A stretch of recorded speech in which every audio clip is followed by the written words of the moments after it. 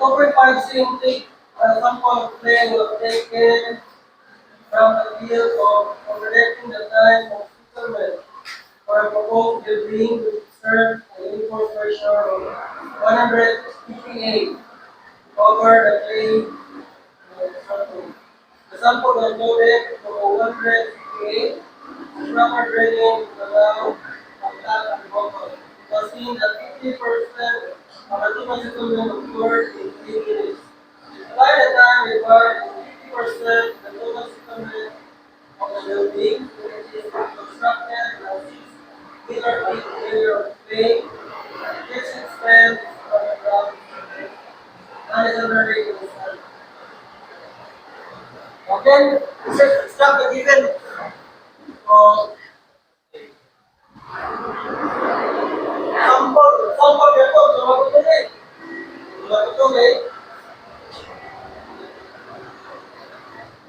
nakuha ko sample na 2.5 centimeter.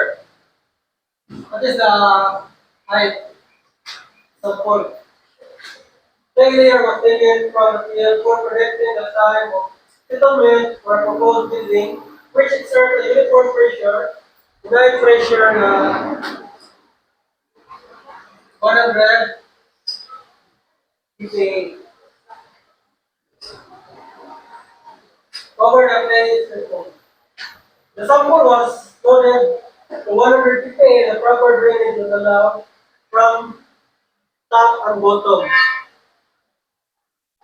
Sa laboratory na, again, top and bottom, so it means divide to ganun. It was seen that 50% of the total settlement occurred in 3 minutes. So U is still 50%. The time is in 3 minutes. The time required, again, 50%. So sa field code, same lang. U is still 50%. Para yan ang automation. Kung may total settlement of Ford, 50% of the total settlement of the building, it is constructed on a 6 meter. So, ang height of field is 6 meter na ni. Thick clay layer which extends from the ground surface and is underlaid.